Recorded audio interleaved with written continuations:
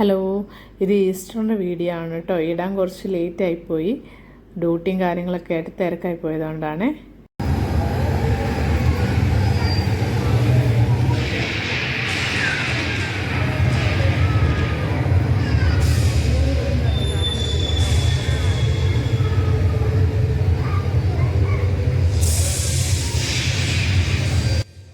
ഇത് പള്ളിയിൽ നമ്മൾ ഈശോ ഉയർത്തെഴുന്നേൽക്കുന്നതിൻ്റെ അവരവിടെ സെറ്റ് ചെയ്തിരുന്നതായിരുന്നു കേട്ടോ. പക്ഷേ നമുക്ക് കല്ലറ തുറന്ന് ഈശോ ഇങ്ങനെ ഉയർത്തെഴുന്നേൽക്കുന്നതും ഒന്നും ഷൂട്ട് ചെയ്ത് എടുക്കാൻ പറ്റില്ല. കാരണം ഒരുപാട് ആൾക്കാരായതുകൊണ്ട് നമുക്ക് ആ ഫ്രണ്ടിലേക്ക് ഇങ്ങനെ കയറി നിന്നിട്ട് വീഡിയോ ചെയ്യാൻ പറ്റുന്നുണ്ടായിരുന്നില്ല. പിന്നെ ജസ്റ്റ് കളർ ഓപ്പൺ ചെയ്യുന്ന സ്ക്രീനിൽ ഇങ്ങനെ കാണാൻ പറ്റിയത്.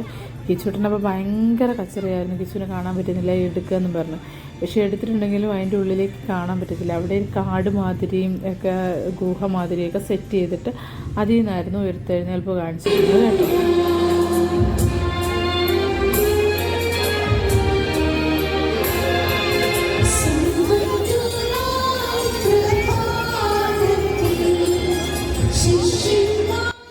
ഉയർപ്പിൻ്റെ ഇതൊക്കെ കഴിഞ്ഞ് പിന്നെ അവിടെ ഫുള്ള് ലൈറ്റ് ഓപ്പൺ ചെയ്ത് കഴിഞ്ഞിട്ട് ഈ ഒരു ഭാഗത്തായിരുന്നു അന്നേരം ആ ഇടിയും മിന്നലും പോലെയൊക്കെ കല്ലറ തുറക്കുന്ന അതിഭീകരമായ ശബ്ദവും കാര്യങ്ങളൊക്കെ വന്നിരുന്നത്. നമുക്കപ്പോൾ അടുത്ത് നിന്ന് കാണാൻ പറ്റിയില്ല. അപ്പോൾ എല്ലാം കഴിഞ്ഞ് ആൾക്കാർ അവിടെ നിന്ന് മാറിയതിന് ശേഷം നമ്മൾ അടുത്ത് പോയി നിന്ന് കണ്ടു, വീഡിയോ എടുത്തു. കിച്ചുവിന് അതിൻ്റെ ഫ്രണ്ടിൽ നിന്ന് ഫോട്ടോ എടുക്കണം എന്നൊക്കെ പറഞ്ഞ് അങ്ങനെ അവിടെ നിന്ന് ഫോട്ടോയൊക്കെ എടുത്ത്. അപ്പോൾ നമ്മുടെ കുർബാനയൊക്കെ കഴിഞ്ഞു, നമ്മൾ വീട്ടിലേക്ക് പോകാൻ വേണ്ടി നിൽക്കുവാണ്. പള്ളിയിൽ വെച്ചപ്പോൾ നമ്മൾ ഒന്ന് രണ്ട് ഫ്രണ്ട്സിനെയൊക്കെ കണ്ടായിരുന്നു. അപ്പോൾ അവരുടെ അടുത്തൊക്കെ കുറച്ച് നേരം വർത്താനമൊക്കെ പറഞ്ഞു നിന്ന്. കുർബാനയുടെ സമയത്ത് ഋതുക്കൂട്ടം കിടന്ന് ഭയങ്കര ഓട്ടവും ചാട്ടവും ബഹളമൊക്കെ ആയിരുന്നു കേട്ടോ. അയിലെല്ലാം ഓടി നടക്കും, പിന്നെ കിച്ചു ഓടുന്ന് പോയി പിടിച്ചുകൊണ്ട് വരും. അപ്പോൾ ഫ്രണ്ട്സൊക്കെ യാത്ര പറഞ്ഞൊക്കെ പോയി. കിച്ചനോട് പോവാന്ന് പറയുമായിരുന്നു അവർ. അത് കഴിഞ്ഞ് ഞങ്ങളും പുറത്തിറങ്ങി പതുക്കെ നടക്കാൻ തുടങ്ങി. ഓൾറെഡി ഋതുക്കൂട്ടനും ഇച്ചാനും അങ്ങ് കുറേ ഫ്രണ്ടിലേക്ക് എത്തി. ഞാനും കിച്ചുവും കുറച്ച് പതുക്കെയാണ് നടക്കുന്നത്, കിച്ചുവിന് വിശക്കുന്നു എന്നൊക്കെ പറഞ്ഞിട്ട്. ഇന്ന് നമ്മൾ എന്നത്തെയും പോലെയല്ല കേട്ടോ. ഓൾറെഡി വണ്ടിയായിട്ട് ഇവിടെ വന്നിരുന്നു. എവിടെയെങ്കിലും പാർക്കിംഗ് കിട്ടുകയാണെങ്കിൽ ഒന്ന് തിക്കിത്തിരക്കി കയറ്റാമെന്ന് വിചാരിച്ചിട്ട്. പക്ഷേ പാർക്കിംഗ് കിട്ടാത്തതുകൊണ്ട് വീണ്ടും തിരിച്ച് വണ്ടി കുറേ അപ്പുറത്ത് കൊണ്ടിടേണ്ടി വന്നു. അപ്പോൾ നമ്മൾ അങ്ങോട്ടേക്ക് നടന്നു പോവുകയാണ്. ഒരാളിവിടെ പതുങ്ങി തോളത്തേക്ക് ചാഞ്ഞ് കിടന്ന് ഉറക്കം കഴിഞ്ഞു. നല്ല ക്ഷീണം കാണും, കാരണം കിടന്ന് ഓട്ടപ്പാച്ചിലായിരുന്നല്ലോ. അപ്പോൾ നമ്മൾ നടന്ന് പോയിക്കൊണ്ടിരിക്കുക കേട്ടോ വണ്ടീൻ്റെ അടുത്തേക്ക്. കിച്ചുവിനാണെങ്കിൽ നടന്നിട്ട് അങ്ങ് നീങ്ങുന്നില്ല. ആണെങ്കിൽ വഴി നിറച്ച ആൾക്കാരും ഉണ്ട് കേട്ടോ. കാരണം എന്ന് വെച്ചിട്ടുണ്ടെങ്കിൽ നമ്മൾ പാതിരാ കുർബാന കഴിഞ്ഞ് പോകുന്നവരും ഉണ്ട്. പിന്നെയെന്ന് വെച്ചിട്ടുണ്ടെങ്കിൽ ഇവിടെ റമദാൻ മാസമല്ല, ഇപ്പോൾ മുസ്ലിംസിൻ്റെ എന്തോ സ്പെഷ്യൽ ഡേയ്സൊക്കെയാണ്. അപ്പോൾ ഓൾറെഡി അവരുടെ പള്ളിയിലും പ്രയറും കാര്യങ്ങളും ഒക്കെ നടക്കുന്നുണ്ട്. അപ്പോൾ അതിൻ്റേതായ ഒരു ബഹളവും കാര്യങ്ങളൊക്കെ ഇവിടെ നടക്കുന്നുണ്ട്. ഫുള്ള് ലൈറ്റും സെറ്റിങ്സൊക്കെയാണ്. അങ്ങനെ നമ്മൾ നേരെ വണ്ടിയൊക്കെ എടുത്ത് വീട്ടിലെത്തി. കുഞ്ഞുകുട്ടൻ നല്ല ഉറക്കമാണ്. അപ്പോൾ കിച്ചു ഞാനും കൂടി നിന്ന് ഒന്ന് രണ്ട് പിക്കൊക്കെ എടുത്ത് ഇച്ചാൻ അവനെയും കയ്യെ പിടിച്ച് നിൽക്കുകയാണ് കേട്ടോ കൊണ്ടേ കിടത്താൻ വേണ്ടി. അനക്കാണ്ട് കൊണ്ടേ കിടത്തണം, അല്ലെങ്കിൽ ഉറക്കം പോയി കഴിഞ്ഞ് കഴിഞ്ഞിട്ടുണ്ടെങ്കിൽ ആകെ കലാപരിപാടിയായിരിക്കും ഇവിടെ. ഞങ്ങൾക്കാണെങ്കിൽ കുറച്ച് പരിപാടിയുണ്ട്. അപ്പോൾ ഋതുക്കൂട്ടനെ അനക്കാണ്ട് അവിടെ കൊണ്ടേ കിടത്തി വെച്ച് കിച്ചനോട് ഉറങ്ങാൻ കിടക്കാൻ പറഞ്ഞു. എന്നിട്ട് ഞാനും ഇച്ചാനും കൂടി നേരെ അടുക്കളയിലേക്ക് കയറി. കാരണം ചിക്കനൊന്ന് റെഡിയാക്കി വെക്കണം. രാവിലെ ചിക്കൻ പിടിയും കോഴിയും ഉണ്ടാക്കാൻ വേണ്ടിയിട്ടാണ്. അപ്പോൾ കോഴിയൊക്കെ ഒന്ന് റെഡിയാക്കി വെച്ച് അതുപോലെ തന്നെ പിടിക്കുള്ള കാര്യങ്ങളൊക്കെ ഒന്ന് സെറ്റ് ചെയ്ത് വെച്ചിട്ട് വേഗം പോയി കിടന്ന് കുറച്ച് നേരം ഉറങ്ങാൻ വേണ്ടിയിട്ടുള്ള പരിപാടിയാണ്. അപ്പോൾ കിച്ചു ഇതാ വിശക്കുന്നു എന്ന് പറഞ്ഞ് വന്നപ്പോൾ ഞാൻ എന്തെങ്കിലും എടുത്ത് കഴിച്ചിട്ട് കിടക്കാൻ പറഞ്ഞു. കിച്ചൊരു ബേക്കറിയൊക്കെ എടുത്തിട്ട് വായിൽ കൊണ്ടുവെക്കുന്നുണ്ട് എല്ലാവരുടെയും. വേണ്ടാന്ന് പറഞ്ഞിട്ട് സമ്മതിക്കുന്നില്ല. പിന്നെ അതിൽ നിന്ന് ഞാനൊരു കടി കഴിച്ചു. പിന്നെ കിച്ചു അത് കഴിച്ചിട്ട് വേഗം ഉറങ്ങാൻ പോയി കിടന്നു. ഇച്ചാനും ഞാനും വേഗം തന്നെ കിടക്കാൻ പോയി. അങ്ങനെ ഒരു 4-5 മണിക്കൂർ കിടന്ന് ഉറങ്ങിയിട്ട് ഞങ്ങൾ രാവിലെ എഴുന്നേറ്റ് വന്നതാണ്. നമ്മുടെ പിടിയും കോഴിയൊക്കെ റെഡിയാക്കി ഇവിടെ വെച്ചിട്ടുണ്ട്. ബ്രേക്ക്ഫാസ്റ്റ് റെഡിയായി. അപ്പോൾ ഞങ്ങളെല്ലാവരും കൂടി ഇരുന്നിട്ട് പിടിയും കോഴിയൊക്കെ കഴിച്ച് കിച്ചുവിനെ വിളിച്ച് എഴുന്നേപ്പിച്ച് പല്ലൊക്കെ തേപ്പിച്ച് അങ്ങനെ ഞങ്ങൾ പിടിയെടുത്ത് പ്ലേറ്റിലേക്ക് ഇങ്ങനെ ഇട്ടുകൊണ്ടിരിക്കുന്നു. കിച്ചു ഇതുവരെയും പിടിയും കോഴിയും കഴിച്ചിട്ടില്ല കേട്ടോ. അപ്പോൾ കിച്ചു ഭയങ്കര ക്യൂരിയോസിറ്റിയിലാണ് എന്താണ് പിടി, എന്താണ് ടേസ്റ്റ് എന്നൊക്കെ ഒന്ന് അറിയാൻ വേണ്ടിയിട്ട്. എൻ്റെയൊക്കെ കുഞ്ഞുകാലത്തെന്ന് വെച്ചിട്ടുണ്ടെങ്കിൽ എപ്പോഴും എൻ്റെ ചാച്ചൻ്റെ വീട്ടുകാർ എന്താഘോഷം ഉണ്ടെങ്കിലും ഈസ്റ്റർ ആണെങ്കിലും ക്രിസ്മസ് ആണെങ്കിലും രാവിലെ പിടിയും കോഴിയായിരിക്കും. അമ്മേൻ്റെ വീട്ടിൽ നേരെ തിരിച്ചാണ്. എല്ലാ വിശേഷത്തിനും തന്നെ ഒന്നല്ലെങ്കിൽ വെള്ളയപ്പം, കൂടുതലും കള്ളപ്പവും പോത്തുകറിയായിരിക്കും കേട്ടോ. അത് അവിടുത്തെ ഒരു സ്ഥിരം ഐറ്റമാണ്. അപ്പോൾ എനിക്ക് പിടി അന്ന് വലിയ ഇഷ്ടമൊന്നുമില്ല. എനിക്ക് കള്ളപ്പവും ബീഫൊക്കെ തന്നെയായിരുന്നു ഇഷ്ടം. പിടിയാണെങ്കിൽ ഞാനതിൻ്റെ ഉണ്ടകൾ കഴിക്കില്ല, ആ ഗ്രേവി മാത്രം ചിക്കൻ ചാറും കൂട്ടിയായിരുന്നു കഴിച്ചുകൊണ്ടിരുന്നത്. പക്ഷേ ഇപ്പോൾ എനിക്കിഷ്ടമാണ് കേട്ടോ.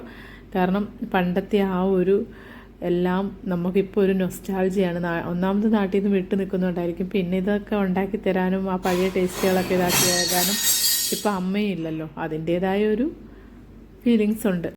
എനിക്ക് എപ്പോഴും ഒരു ഇതുണ്ട്. കാരണം എന്ന് വെച്ചാൽ നമ്മൾ നമ്മുടെ കുഞ്ഞുകാലത്ത് ഇങ്ങനെയുള്ള ഭക്ഷണങ്ങളും കാര്യങ്ങളൊക്കെ കഴിച്ചു അറിഞ്ഞൊക്കെയാണ് വളർന്നത്. അപ്പം നമ്മൾ എന്തൊക്കെ അറിഞ്ഞിട്ടും കണ്ടിട്ടും കേട്ടിട്ടൊക്കെ ഉണ്ട്, അതൊക്കെ അറിഞ്ഞും കണ്ട് നമ്മുടെ മക്കൾ വളരണം എന്ന് എനിക്ക് ഭയങ്കര ഒരു ആഗ്രഹമാണ്. അതുകൊണ്ട് ഞാനിനിയിപ്പോൾ ഡ്യൂട്ടി ആണെങ്കിലും എത്ര ടൈമില്ലാന്നുണ്ടെങ്കിലും എങ്ങനെയെങ്കിലും ടൈം ഉണ്ടാക്കി ഇങ്ങനെയുള്ള കാര്യങ്ങൾക്ക് ഒന്നും ഒരു മുടക്കവും വരുത്താറില്ല.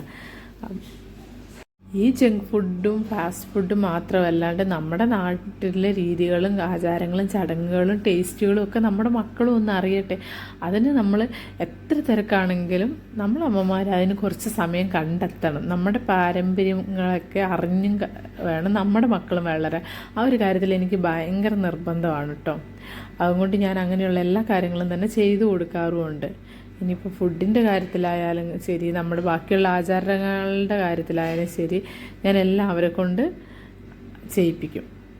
നമ്മൾ കുഞ്ഞിലെ നമ്മുടെ മക്കളെ എങ്ങനെ വളർത്തുന്നോ അതുപോലെയാണ് അവർ വലുതായി കഴിഞ്ഞ് കഴിയുമ്പോഴും വരുള്ളൂ. അപ്പം ഇതൊക്കെ അവരുടെ മനസ്സിലൊരു ഓർമ്മയായിരിക്കും. ഇപ്പം നമുക്കുണ്ടല്ലോ, നമ്മുടെ കുഞ്ഞുനാളിൽ നമ്മൾ ഇന്ന കാര്യങ്ങൾ കഴിച്ചു, ഇന്ന കളികളായിരുന്നു, പുഴയിൽ ചാടൽ, ഇതൊക്കെ നമ്മുടെ ഓർമ്മയിലുണ്ട്. അപ്പോൾ ഇപ്പം നമ്മൾ നമ്മുടെ മക്കൾക്ക് എന്ത് ചെയ്തു കൊടുക്കുന്നു അതൊക്കെ അവരുടെ ഓർമ്മയിലുണ്ടാവും. വലുതായി കഴിഞ്ഞ് കഴിയുമ്പോൾ അവരവരുടെ ഫ്രണ്ട്സിനോട് പറയും, എൻ്റെ അമ്മ ഇങ്ങനെയായിരുന്നു, എൻ്റെ പപ്പ ഇങ്ങനെയായിരുന്നു, വെല്ലുമിച്ചി ഉണ്ടായിരുന്നു, അപ്പോൾ ഇങ്ങനെയായിരുന്നു എന്നൊക്കെ. അപ്പോൾ നമ്മൾ പിടിയും കോഴിയൊക്കെ കഴിച്ച് എനിക്ക് നല്ല ഇഷ്ടപ്പെട്ടു, കിച്ചനും ഇഷ്ടപ്പെട്ടു. ഇച്ചാനോട് എങ്ങനെയുണ്ടെന്ന് ചോദിച്ചു. ഇച്ചാനും നല്ല അടിപൊളിയാന്ന് പറഞ്ഞു. പിടി നല്ല ചൂടായിരുന്നു, അതുപോലെ തന്നെ കോഴിക്കറി അടുപ്പത്ത് നിന്ന് ഇറക്കിയതായിരുന്നു. അതുകൊണ്ട് നല്ല ചൂടായിട്ട് കിച്ചൻ അങ്ങ് കഴിക്കാൻ പറ്റുന്നില്ല. അതുകൊണ്ട് ഞാൻ 1-2 വായ കിച്ചൻ്റെ വായിൽ വെച്ച് കൊടുത്തു കേട്ടോ, വാരി. കാരണം കിച്ചന് ഇതെന്താണെന്ന് അറിയാനുള്ള ഒരു ക്യൂരിയോസിറ്റിയും കൊണ്ടൊരു രക്ഷയില്ല. അപ്പോൾ ഞാൻ വായിൽ വെച്ച് കൊടുത്തു. കിച്ചൻ കഴിച്ച് നോക്കി. അങ്ങനെ ഞങ്ങൾ 3 പേരും പിടിയും കോഴിയും നല്ല കമുകുമാന്ന് അടിച്ച് വീക്കി. നമ്മുടെ ഋതുക്കുട്ടൻ ഉറക്കമാണ്, അപ്പോൾ അവന് വേണ്ടിയിട്ട് കുറച്ചെടുത്ത് മാറ്റി വെച്ചു. ഞാൻ പിന്നെ കുറച്ച് ഓൾറെഡി അപ്പുറത്ത് നമ്മുടെ ഫ്രണ്ട്സിന് കൊണ്ടേ കൊടുത്തായിരുന്നു കേട്ടോ. അവർ ഈ പിടിയും കോഴിയൊന്നും അധികം കഴിച്ചിട്ടില്ല എന്ന് പറഞ്ഞു. കാരണം അവരുടെ നാട്ടിലേക്ക് ഇതൊന്നും സ്ഥിരമായിട്ടുള്ള സാധനമല്ല എന്ന് തോന്നുന്നു.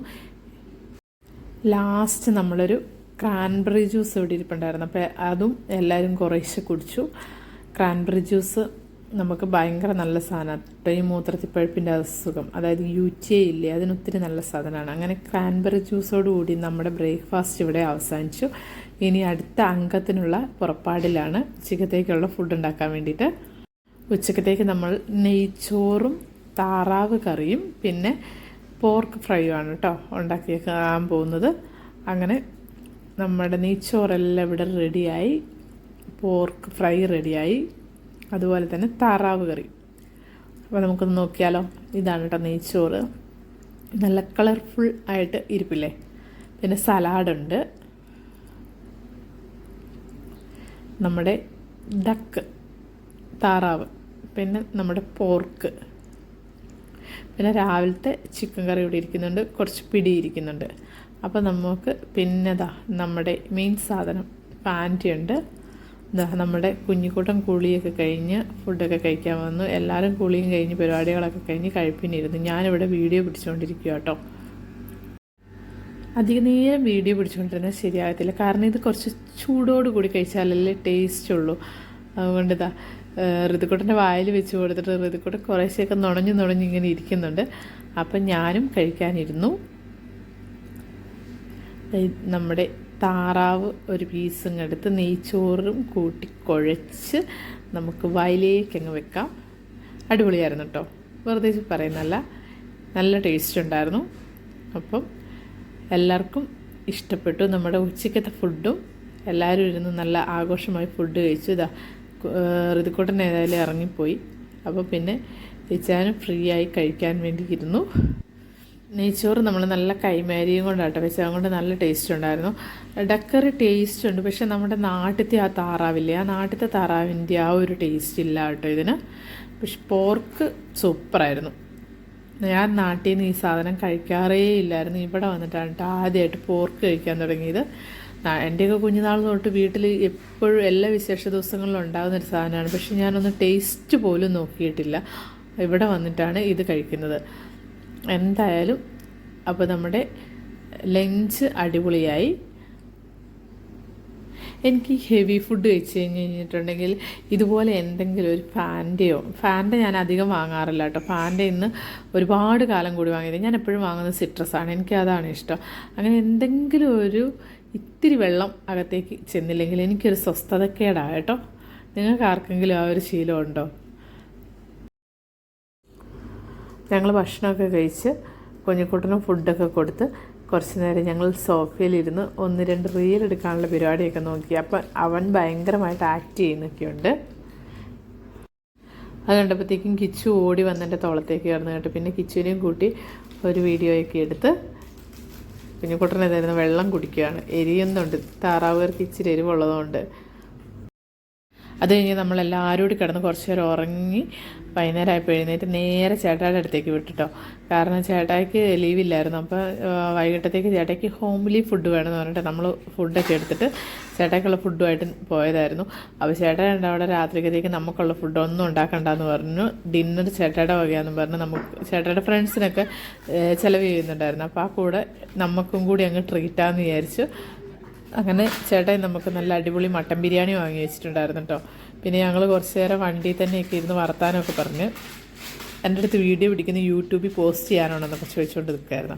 അങ്ങനെ എല്ലാവരും കൂടി വർത്താനമൊക്കെ പറഞ്ഞ് ചേട്ടായാണെങ്കിൽ ഋതുക്കൂട്ടനും കിച്ചുവിനും കൂടി വേണ്ടിയിട്ട് കുറേ ചോക്ലേറ്റ്സ് എന്തൊക്കെയോ വെറൈറ്റി മിഠായികൾ കിച്ചു ഓൾറെഡി ചേട്ടായി ഷോപ്പിൽ ചെന്നൊന്ന് കിച്ചുവിനെ വിളിച്ച് കിച്ചു ഇവിടുന്ന് ഇങ്ങനെ അത് മതി ഇത് മതി എന്നൊക്കെ പറഞ്ഞ് ഓർഡർ കൊടുത്തുകൊണ്ടിരിക്കുകയായിരുന്നു. അങ്ങനെ ഫുഡും വാങ്ങി നമ്മൾ നേരെ വീട്ടിലെത്തി.